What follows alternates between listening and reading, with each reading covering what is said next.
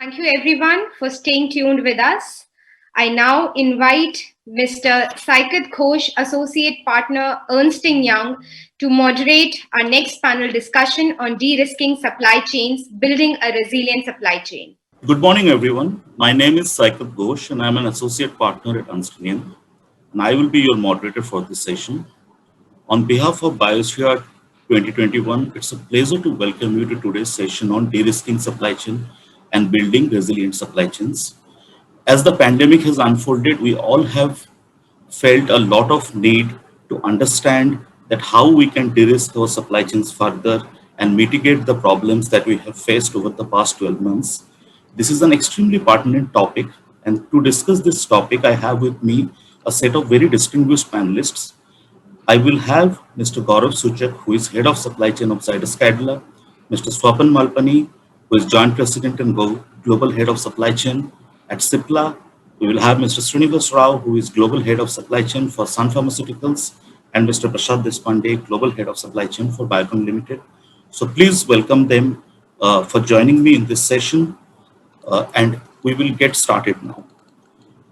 So, my dear panelists, as the topic is extremely pertinent, I think it would be important to initiate the conversation to understand that how you have felt the impact of the pandemic on your respective supply chains.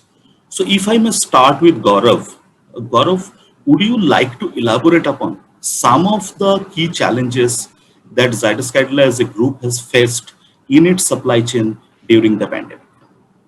Yeah, sure. Good morning, everyone. And I would like to begin with a nostalgic moment, right back when our PM Modi announced the lockdown. And I think there was uncertainty everywhere in terms of how things are going to be and what would unfold next. I think supply chain as a word was something which was being most used by him in one of his address to the nation, and that only calls for the importance that this function in particular has, and the critical role it holds in terms of putting all the things together. So initially it began with chaos and with no clarity in terms of how things are going to be. Manufacturing sites were closed, everything came to a standstill. We were grappling with how do we keep our plants running, how do we move the labor from one place to another. There was a standstill in terms of global trade and logistics as well. Whatever was ready, how do we ship out? And there were bans on API, bans on how do you want to formulate, and how do you sort of export things from here. And what was missed the most during that time was the end-to-end supply chain visibility that we would have had, which was then later, one positive aspect which came out of this was the government was very quick to respond to the situation in hearing out the problems that pharma as an industry faced. Through different forums, we were able to represent the pain points with them, and within due course of time, let's say about a week or 2 weeks of the lockdown setting in, I believe we were good in terms of how we were able to sail through and make things up and running. So, and we got a very good support from all our people per se in terms of during this pandemic time as well. They were quick to respond and without fearing for their life, having believed that we are contributing for a larger cause, we were able to be present. Obviously, there were initial apprehensions that we had, which were then later sorted out with the safety precautions that we took, giving them confidence to each one of them that company values their safety first, while at the same time it is imperative on us as a pharma industry to keep the engines running. And I think the teams rallied around this cause in terms of giving their best. Some of them were working from remote locations. We were able to in no time switch to digital way of working and all. So I think all in all, the industry and Zydus Cadila per se was able to respond to the disruptions quite well. Excellent. Also, Gaurav, if I recollect, I remember the original hype about the HCQ as a drug, and you guys were one of the pioneers in terms of actually bringing a lot of material into the market. I'm sure you would have run from pillar to post to actually source the materials and so on and so. Maybe you want to throw some light on that. It'll be very interesting. Yeah. Yeah, HCQ was, is a very good example, and rightly said, from a band to being a medicine diplomacy later on, I think, and we faced a lot of challenge. It was like ramping up to 20x, 25x than what we were producing, and on top of it, we actually faced the back end supply challenges coming out from China. So it was not easy at all, but Zydus Cadila per se had a very good share and production capacity in terms of HCQ already being produced. So we were able to turn around, and we were able to do it very quickly in terms of we were able to qualify certain Indian vendors as well wherever it was required, wherein the back end supply was not up to the requirement or being too pricey, because the objective was not to make profit and to make sure that the drug reaches to all at the lowest cost possible. So we were eventually selling the drug at the lower cost than what we were actually selling it, which otherwise, had we not switched to the Indian made suppliers, would not have been possible. In fact, HCQ is one example in Zydus that we are talking about, that led to the entire company coming out in collaboration and making sure that we as a company were able to deliver. And it involved multiple stakeholders working through day in and night to make sure that the alternate sites were qualified. Even US FDA, to our surprise, was quite flexible about allowing us to switch it to the other site in no time. And there were no shortcuts per se, but there was an expedited need from all of us, and the regulatory agencies were up to mark in terms of giving us those leeways and allowing us to so actual supply chain agility was in play from all the agencies, I would say, right from manufacturing to the regulatory agencies to whom we rely so much on. So all in all, a very good experience, and I believe we have come out stronger as a team, by delivering this to the world. Not only HCQ, later on Remdesivir, and then we had Favipiravir, we had certain COVID essentials also coming in. So I believe most of the pharma companies have done it, sort of repurpose their offerings in terms of COVID essentials. Yeah, thank you. So Swapan, you also have some very similar experiences to share, I believe, from Cipla. Would you like to chip in? Yeah, sure. First of all, very good morning to everyone. I think as Gaurav described, there was a lot of disruption, starting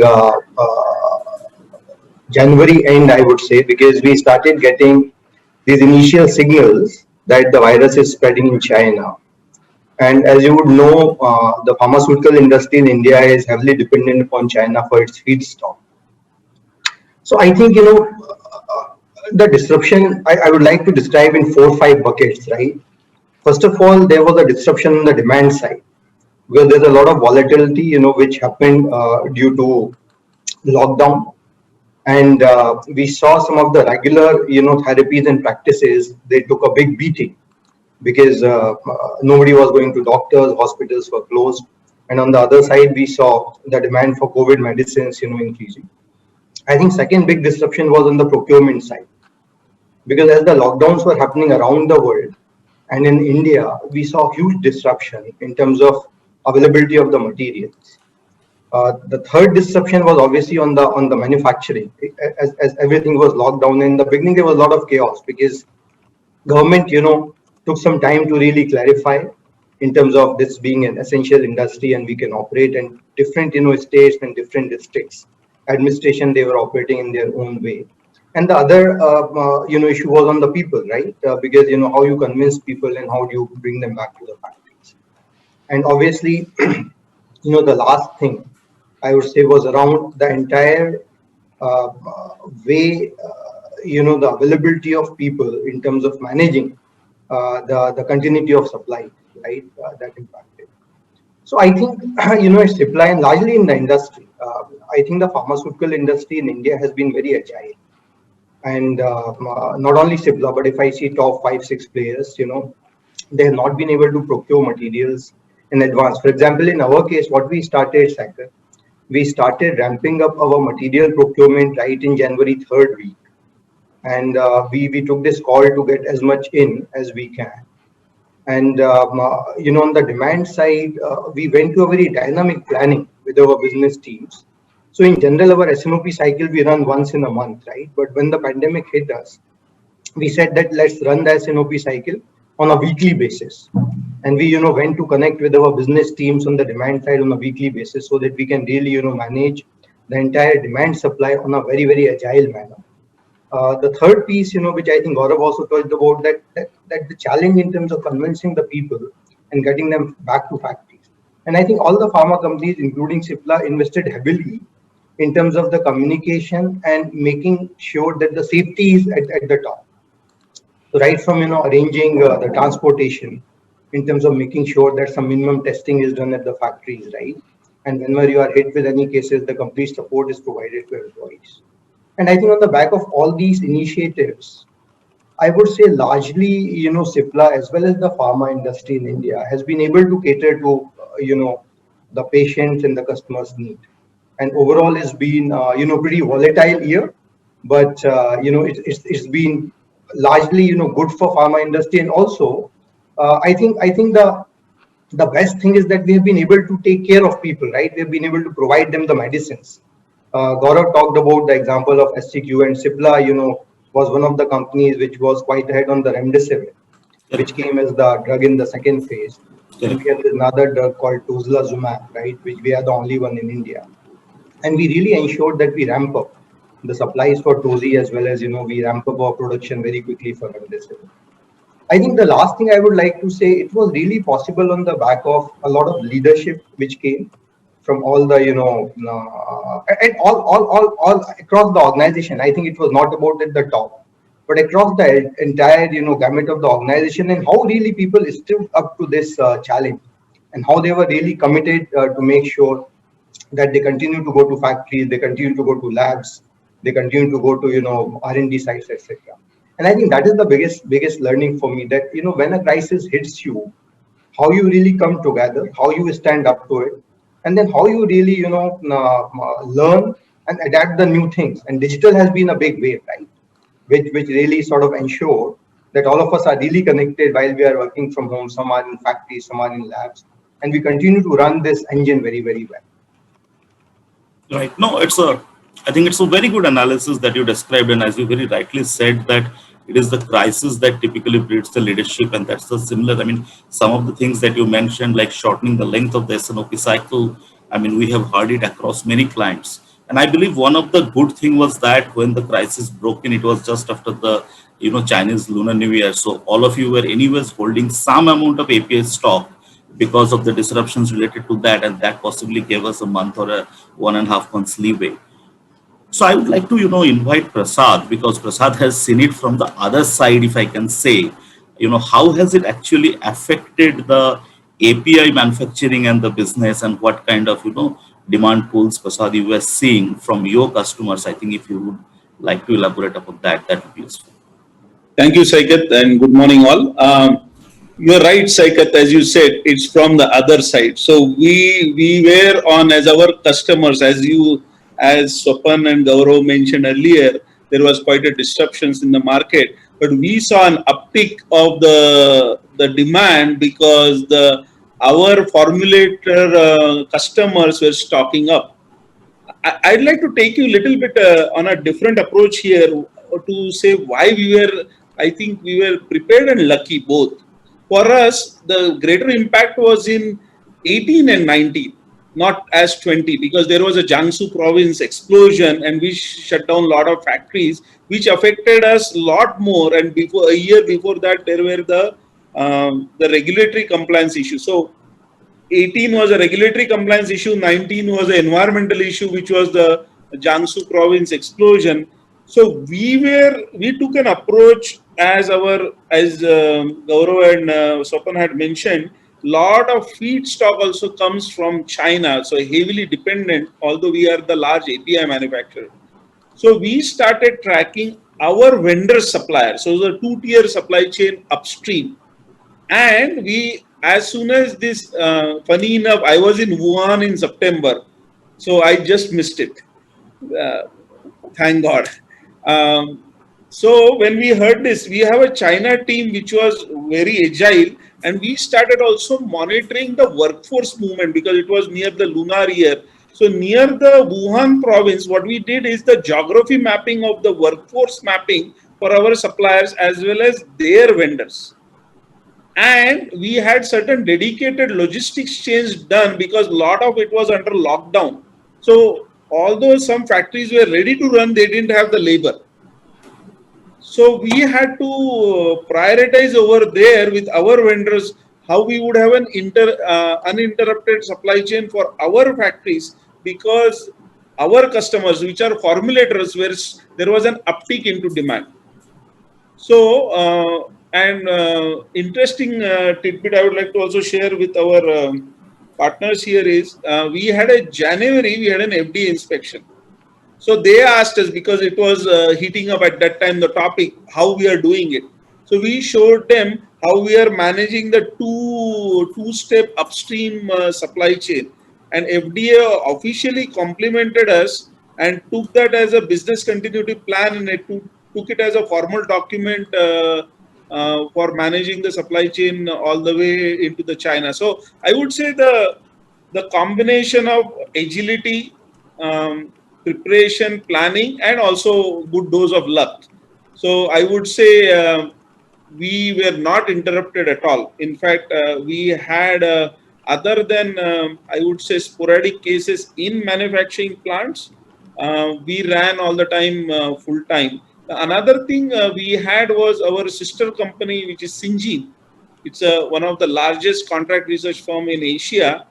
We developed our testing kit on a rapid basis, so we could enable the testing of all employees on site with the results turnaround in hours, and that is how we could keep our workforce safe and effective during this season.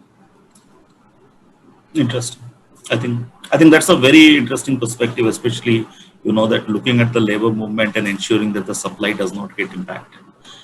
So, Mr. Rao, if I may invite you to provide the Sun Pharma's perspective as well, because possibly you have one of the largest and the most far-reaching supply chain amongst Indian pharmaceutical companies, spanning across multiple continents. So, how did you cope up with this kind of a challenge across so many manufacturing facilities, across so many demand nodes? What have been some of the learnings? So, first of all, thank you, Sekar. It's a pleasure to be at the BioAsia. Last year I was there in person, and unfortunately this year it has to be virtual, but I still am honored and I would love to be a part of this thing. Yeah. So, coming to the challenges and the kind of issues which we faced were very similar to some of our colleagues who are on the panel, which are actually shared upon. And what we also tried to do was to actually put an end-to-end supply chain visibility on a dashboard. And we said that, which are the weak links? Let us now start looking at it. And as one of the panelists was saying that, this during the lockdown, in one of the speeches, our Prime Minister, Mr. Modi, was talking about a variety of things, including supply chain. And I started counting those number of times he mentioned supply chain. It was something like 17 times he mentioned the word called supply chain. And normal people would not know what a supply chain is. And he was talking to the normal people, 1.3 billion population, and talking about supply chain. I'm sure a lot of people are more educated on supply chain than they were perhaps a year ago. Yeah. But coming back to the question in terms of what is it that we did as Sun Pharma, I think to be super honest with you, what we said is that, sometimes inefficiencies will have to exist, and it's important for us to kind of save the lives of the people, to be able to get the drugs which are very important for the customers and the patients is the most important thing.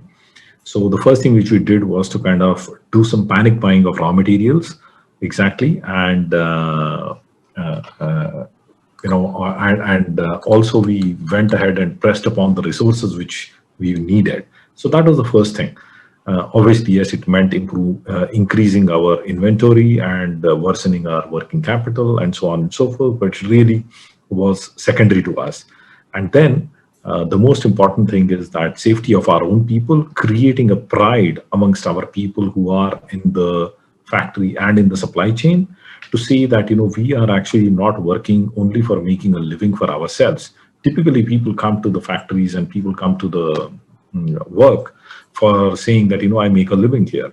But we generated something called as a purpose, and we said that we are actually the Corona warriors, and that generated a lot of steam amongst people. And that was one of the very important learnings for me, apart from the fact that the typical supply chain and ability to forecast better and ability to be connected much better. And instead of SNOP cycles, we started the same sales and execution cycles on a weekly basis, and all those things. But the most important thing was about people and the change management, and we also told a lot of people in our factory, our colleagues, that it's actually a very safe place to come back to work, because there is no way on earth we will actually try and contaminate this place, and the sanitization procedures and the whole 9 yards were happening. Yeah. So two things from a supply chain perspective and a procurement perspective, I would say that we went on and double dipped on the resources, which is materials and people and trucks and some of the containers which were actually available at that point in time. Yeah, there was a point in time, I still remember, towards the end of June. In fact, there were no flights which were operational, and we had to actually go and charter a flight and convert a passenger to cargo, which means a passenger plane was converted to a cargo plane. It flew in almost empty and flew out with 11 ULDs of our material, which is about 65 or 66 pallets. And we paid a ton of money. But at the end of the day, that was very important for us to save lives in various parts of the world, I would say. So key things, the problems faced were very similar with everybody. The solutions were very similar, but I think one of the important things which I said was about change management, which we did with our own people, and giving them an assurance saying that, listen, we are not working only for making a living, but we are working here for actually saving the lives of the people. And of course, we made some HR policy changes in terms of telling them that, in case if any of you actually contracts COVID, whether at work or outside, yeah, we actually bought a different insurance policy, which actually made them feel a lot more secure, and so on and so forth. Yeah. So in a sense, I think change management was one of the big things which took us in good stride, I would say. Yeah. Interesting. I think that is very useful. So I think as we have discussed, some of the serious impact that COVID have had on our supply chain, and how as an organization you have dealt with it, and I would say that have come out largely unscathed. The question that comes to our mind today is now, how has that impacted even your competitors or the market landscape? And as a result of that, some of your customers, some of your vendors, you might have been hearing some changes. So maybe it will be useful if some of you highlight on how has that external environment of your suppliers, your vendors, your customers have changed, their expectations have changed. Some of your competitors have also recalibrated themselves in the international space. So maybe, Swapan or Gaurav, if you would like to, come in and just share some of your thoughts around that.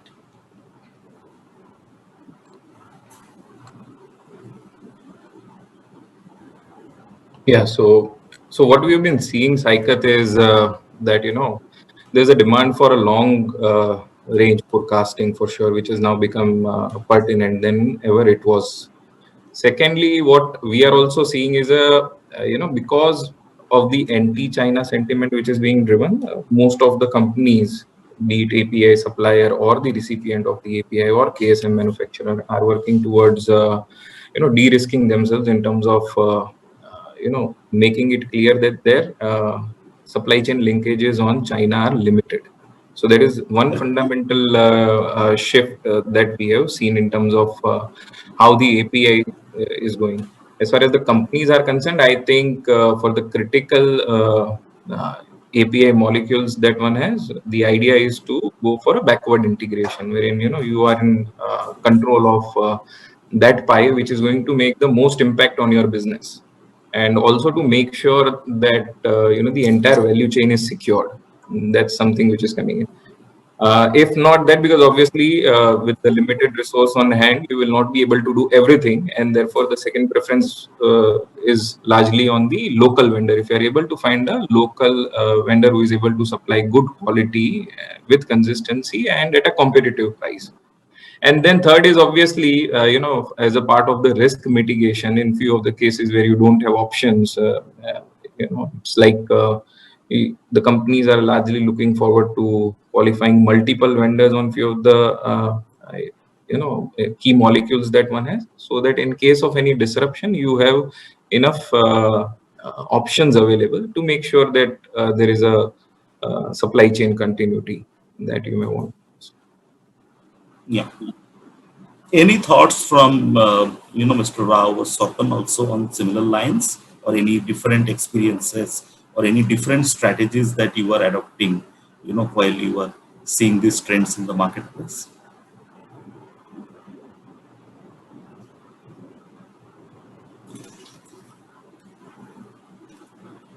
So I think then maybe we can go to our next topic, that in terms of seeing market pressure, there is one topic that has been debated at length, is local manufacturing. And we have heard that, many international sentiments coming up, and that was very prevalent at the time of COVID, that we need to secure our medicine supply chain in the local country. Some regulations have also come in certain, developed countries at different stages of legislation, though, in these areas. And we have also heard some of the global generic companies also talking about, some feelers from their customers in terms of having a certain part of the manufacturing being done in the local country. So I would just, like to touch upon, Sopan, you or Mr. Rao or Gaurav, that if you have also seen, similar trends emerging in any one of your end markets, and if this has been a consideration in your internal strategy design as well. Right. So maybe Saket, I'll go first, Sure. and I'll maybe start with your earlier question because I was trying to unmute, but it did not happen. So I think on your earlier question, what I have seen as a theme emerging in last 1 year is a lot of people are calling it reimagination, and it is touching various aspects, right? I think one thing which I have seen, everybody really imbibing very heavily, whether it is our suppliers, whether it is our customers, is this entire digital theme. And digital, I mean, it itself is a very broad, I think, landscape, right? But what we have really seen, that people have really tried to create a lot of end-to-end visibility in their supply chains, whether it is us or our suppliers, to ensure that the information is available at the click of a button, because that will help you taking care of the decision making, right? So that is, I think, one trend which I have seen. The other thing which I have seen is a tremendous focus on the efficiencies, and a lot of companies, including our customers and we as well, there has been a tremendous focus on how do we drive the cost efficiencies, right? Because when you are hit with a volatile time, you try to ensure that you can get whatever cost out which is not as essential, right, as it was maybe a year back. And that has really helped the EBITDA trajectory of the companies tremendously. I think that the third and very important thing which Gaurav touched about is the de-risking, right? And de-risking, I think it also comes back to your current question around the API strategy. And I think there also a lot of pharma companies are doing the similar things, right, which Gaurav talked about. So we have started this very big wave, which we are calling API reimagination, where there are multiple, levers. There are around 4 to 5 levers which we are driving. And one of the levers is, how do we ensure that our own capacities and manufacturing is ramped up, and there's a lot of support from the government, right? Multiple schemes have been launched, and we are very actively looking at that. The second thing is we are also very actively looking at that how we can go to some of the CMOs in India and can de-risk, our China dependency, particularly on the intermediates, right? And I think there are some good capabilities which are existing in India. And obviously on the back of the vision which government has, I think those capabilities are going to go up, right? So these are, two or three things I would say as a combination to your first and the second question. Second. Interesting. No, that is interesting. Mr. Rao, any particular experiences or any particular thoughts from Sun Pharma while you were significantly backward integrated already? But still, if there are any further thoughts on that line. I can only say that the dependence on China, the reduction of dependence on China has been a topic for us for quite some time, irrespective of COVID or not. Yeah, and we've been working on this thing for the last, I would say, close to 3.5, 4 years. And the CEO for our API business, Mr. Anil Jain, has been very actively doing this thing. Yeah. And that has actually helped us and kept us in good stride, in my opinion, from a back-end perspective to be able to kind of do it. Now, definitely what happens is that while a lot of our regulated markets APIs are captively produced, but a lot of non-regulated markets, including India, we tend to outsource at least 20 to 30% of those APIs. And that is where we have had a challenge. And fortunately for us, we've been working with a lot of vendors in partnership role rather than actually a transactional way of working. Because typically in regulated markets, it's always the relationship is that of a partnership, whereas in a non-regulated market, the relationship is that of a transaction. But as a company, we believed in actually doing partnership even for non-regulated markets, and that has actually kept us in very good stride. Yeah. And one thing which I would like to say is that, to be honest with you, while the numbers are what they are in the public forum, in terms of being able to kind of improve our efficiency, cut the layers of communication during the COVID period, and working directly with the customers on one hand, with the suppliers on the other hand, has actually improved the level of service which we are able to give to our customers overall in the market, and also our connect with customers, anecdotally has actually improved, despite the fact that we have not had any physical meetings. And perhaps that has actually helped us in a way that, you want to connect, you end up actually fixing up, let's say, 10 meetings before people travel to China. And here, you don't need to fix up all the 10 meetings before you travel to China, because you're traveling to China on a Zoom call or a Teams call or something like that. So that has been, we've actually made very good use of the digital technologies, both in terms of communication as well as putting up a dashboard and actually having to be able to connect on both ends from our suppliers as well as from our customers' part. Yeah, and that has actually helped us a lot, I would say. Interesting. I think that's a very different perspective. Yeah. So now, if I again, look at it, Prasad, from your angle, that we have seen, Gaurav, Sapan, and Mr. Rao has given their sentiments, and that is a very similar sentiment. We have heard across the spectrum that there is a lot of interest in de-risking from the China supplies, and that was going on even before COVID. But because of COVID, we have seen a renewed interest in the Indian API manufacturers. And it is not only Indian formulators, but a lot of global formulators also are looking at steady source of supplies from Indian API manufacturers. Now, when we look at it from your perspective, this is definitely a set of opportunities. But what are you seeing at the end of your business in terms of demand, in terms of long-term customer needs, in terms of capacities, and what are your thoughts regarding that? So I would answer your question in two parts. One, from the de-risking quickly, we also introduced something at our board level, that how much % of revenue is now independent of China. That is a metric we came up. So every quarter now we go to the board and we say this much % of revenue is now de-risk of China.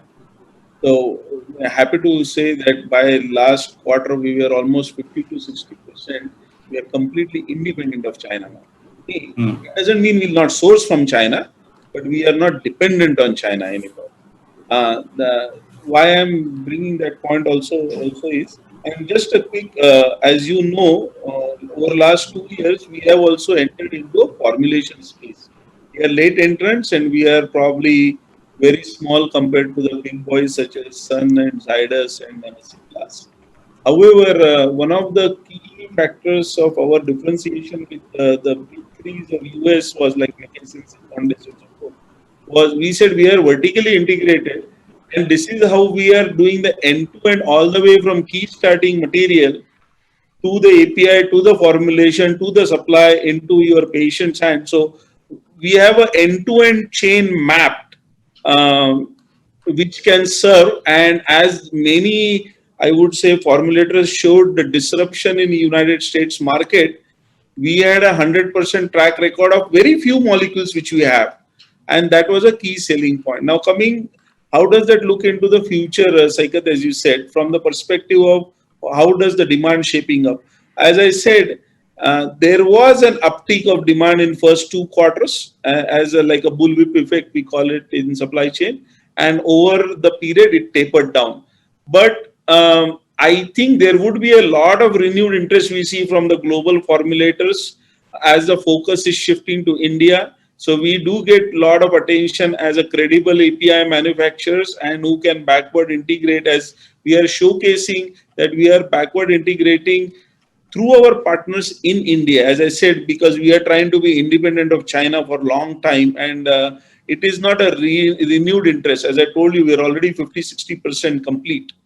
And that has been, I would say, a good pitch for our customers, whether they are formulators or the end market, because we are in formulations now, as that we will be, we are developing our own supply chains. They don't have to be captive, but they are into the collaborative model, as Srinivasa said.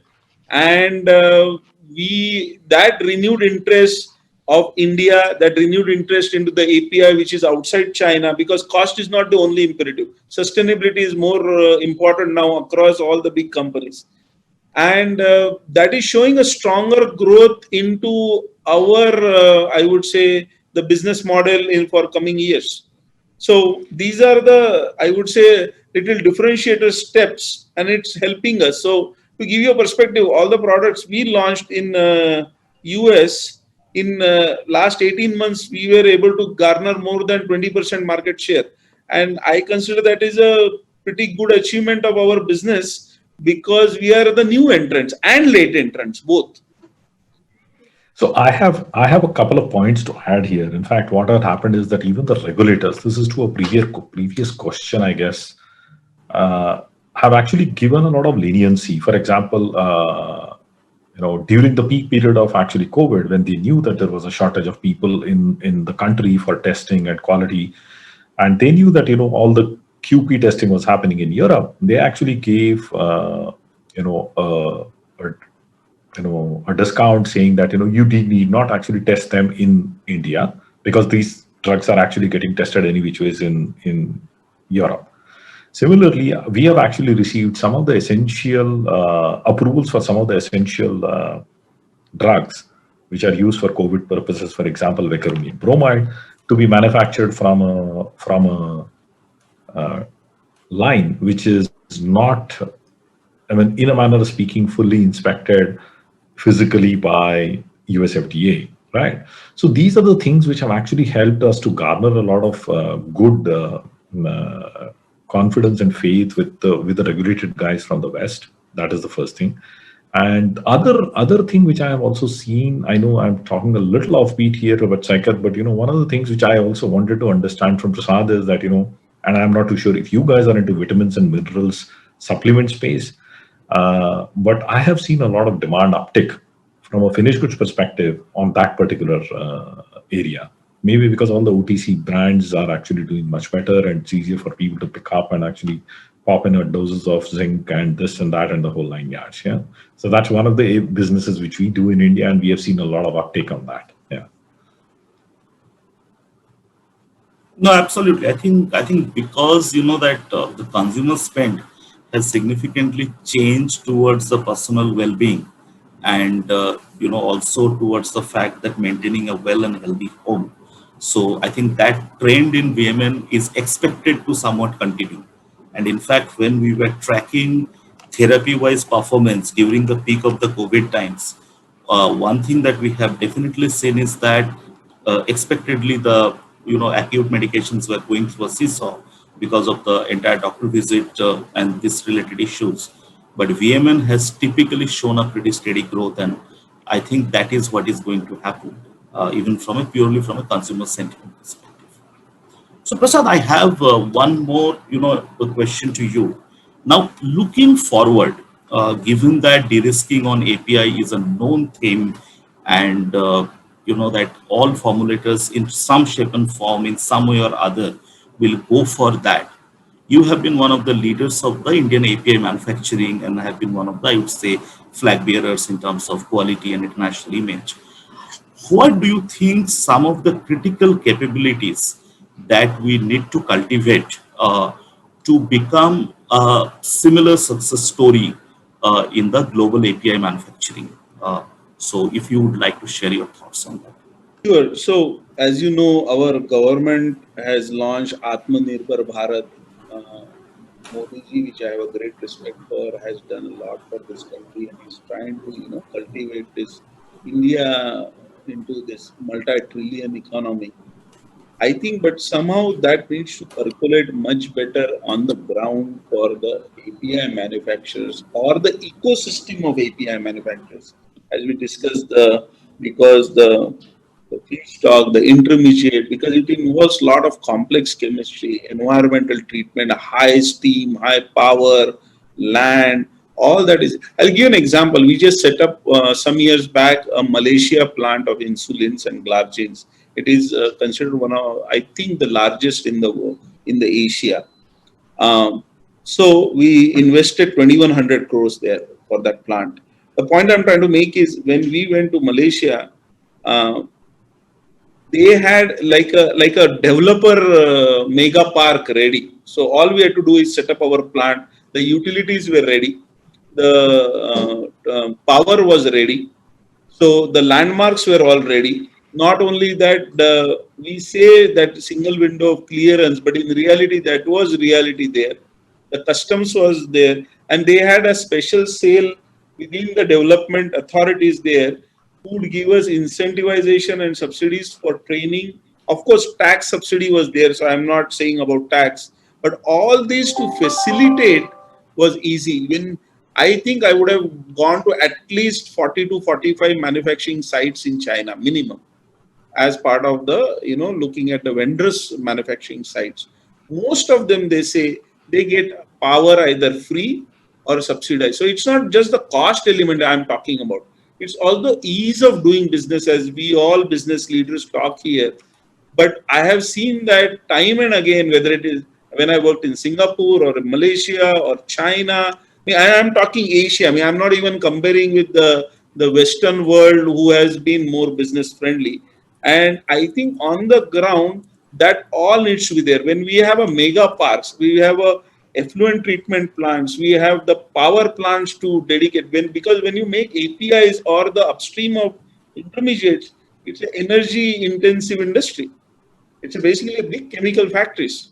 And all that ecosystem, that infrastructure, I today find it very challenging, because whenever we are developing now the partners, as I said, we are developing the partners, we are giving them our technology, we are infusing the funds, so we'll come out of China. But they say, what about all other parts of the ecosystem? And that is a struggle today. There is no two ways about it.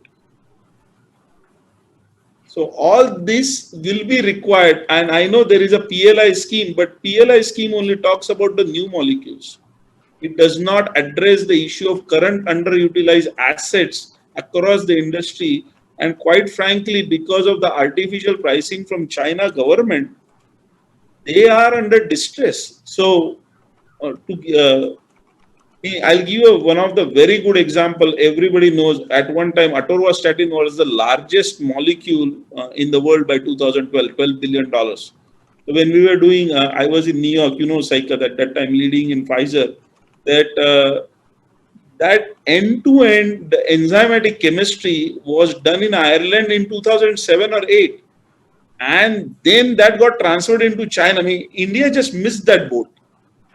Now it is coming into India with the renewed interest. It's better late than never. But though there are hundreds of such molecules that we can bring it back into India, because talent is not an issue. Will of our business leadership is not issue, but the infrastructure and ease of doing that, I think, would help go a long way, whether it is the API manufacturers, whether it's upstream of API manufacturers, or even the formulation because there are a lot of complex potent products. That's the future of the pharma. Gone are those days of you punch billions of tablets and give it to the masses. The therapeutic index is becoming narrower. And that's where this complex manufacturing setups and the infrastructure for that would be required. Otherwise, we'll miss that second cycle. See, we were very successful in the first cycle of generics. We are called the pharmacy of the world. But unfortunately, the China is called the API or the KSM of the world. And I think we as the country need to take that opportunity and bring that also here. So we are vertically integrated inside the country. Absolutely. Absolutely. I think as you rightly mentioned that there are, different levels of interest about the PLI scheme from different segments of the, API manufacturers and the people in that space. Of course, it's a step in the right direction, and we can only expect, similar steps to, expand in their scope and quantum in future. So I think just a little bit of closing comments from Gaurav, Sapan, and Mr. Srinivas Rao, that any thoughts around regulatory and policy support, or any thoughts how digitization can help us that you would like to share? So I can go on digitization, to be honest with you. Sure. And it is one of my, close to heart topics, I would say, because as a hardcore supply chain person, and without a pharmacy background, without a chemistry background, I would say that, there is a lot of value to be added. For example, today you can order a book on Amazon, which is costing you about 100 rupees. And you can see the complete history of that particular shipment, where it has started, where it has reached, and so on and so forth. And there is so much of tracking which is happening about a shipment which is 100 rupees worth. And because of the digitization, which, let's say, companies of the likes of Amazon have done, and I'm quoting an example of an Amazon, but then there are so many delivery agents like a Delivery or a Fast Track or whomsoever, they are also doing. Forget about all those things. India Post is actually sending all the text messages for something which they are shipping, and they're charging some 40 rupees. Yeah. And I can ship a goods worth a crore rupees in a truck. And if it gets hijacked, God forbid, and by the way, coincidentally, one of my trucks got hijacked in Bihar about a month ago, and I got to know of that particular hijacking of a truck which was carrying about a crore rupees worth of goods only after 2.5 days. Yeah. Now that's something which is very sad in my opinion, because the whole truck is actually moving with crores of worth of rupees. We don't have any digitization to that effect, but a small courier packet which is actually carrying 100 rupees worth of book has a whole lot of digitization. All I'm trying to say is that there is a whole lot of power which is there with digitization. It is not just about fancy, nice to do stuff. In my personal opinion, having so let me extend on this particular example of digitization. Yeah, today as a company, as a regulation in the country, we do not have, let's say, serial numbers on individual bags. If my truck has got hijacked, I can actually see which batch numbers I have dispatched and actually float it in the market to the distributors and everybody that these batch numbers should not be sold. But ultimately it reaches to the markets. Now, if I had the information that this truck has been standing for 2.5, 3 hours more than what it should be, now I can alert, and I get an alert on my mobile phone saying that this truck is not going through the regular route, then I can actually pick up the phone, speak to the people in that particular region, make sure that it's tracked, and then the hijacking can stop. You might think that this is all something like a Ruskin Bond story. No, I'm telling you, trust me, this is how it happens in countries which are underdeveloped than us, in places like Africa, where the where the theft is much higher and the digitization is also much higher. So necessity is also the mother of invention. I am not saying that we need to be threatened by actually the thieves to actually get digitized in our supply chain, but I personally feel that pharma as an industry is a little late in terms of adopting a lot of stuff. But this is completely outside of the chemistry, outside of the formulation, outside of the API. I see no reason why we as an industry should actually adopt it. Yeah, and I strongly feel that there is a huge amount of infrastructure upgrade which we can do as an industry, whether it is in our warehouses, our CNF agents, our ability to deliver, because happen it will much faster than what we want it to.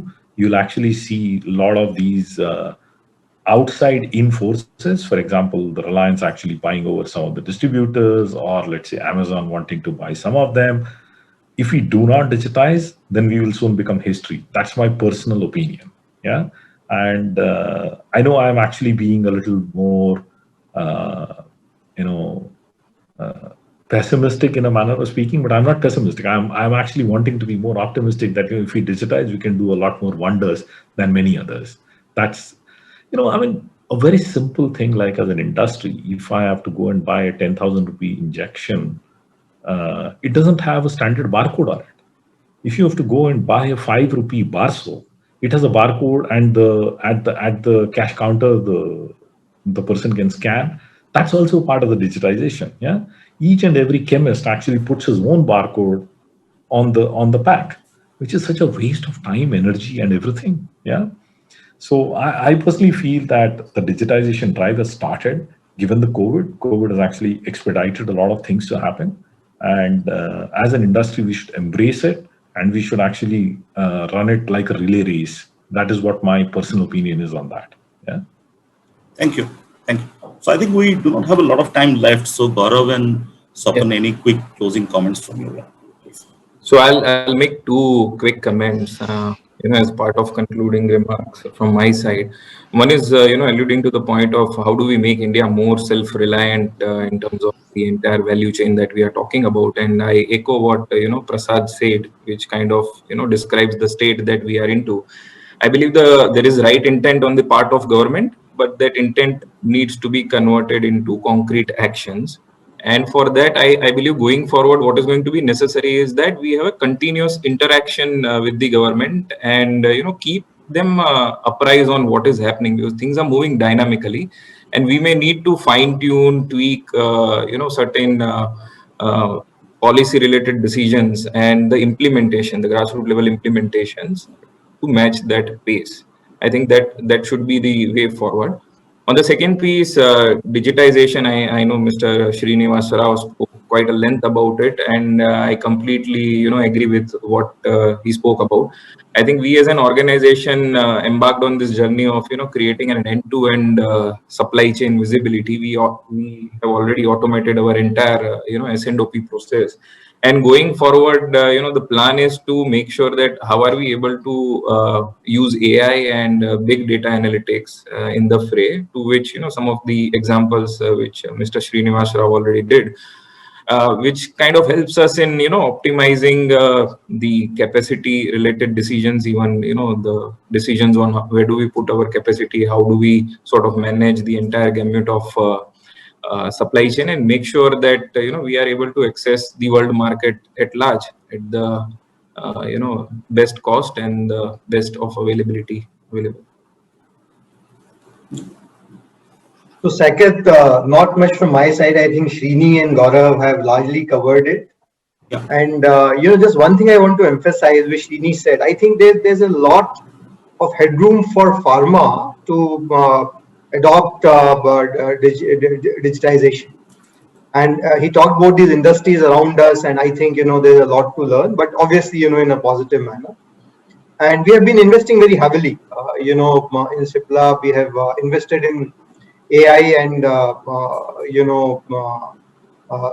some kind of analytics around 2.5, 3 years back. We have just started a pilot on the blockchain around 4 months back. But I think there's a lot to do, and there are a lot of benefits which would emerge. I just want to end by saying one thing which I read somewhere, that, the kind of disruption COVID has caused, and we are talking so much about it, but I think the benefits of this disruption are going to last much, much longer, right? Whether, it is the entire wave on digitization, whether it is the entire, personal safety and hygiene, which people have learned. So while COVID would go in 2 to 3 years, I think the benefits are going to last much longer.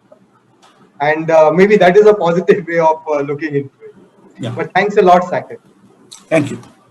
Thanks a lot, Mr. Srinivas Rao, Prasad, Gaurav, and Sapal. I think this was a very enlightening conversation covering the impacts of COVID, to how it has impacted our business, to digitization, to policy support, to de-risking our supply chains from risks related to API supplies from China. I think it was, again, I would like to thank you very much for taking out this time from your busy schedule, and look forward to see you again in BioAsia in the next year. Thank you very much. Thank you very much. It's always a pleasure to be with you guys. Thank you. Thank you, Saket, and thanks to all the panelists. Thanks. Thank you, everyone. Thank you. Bye.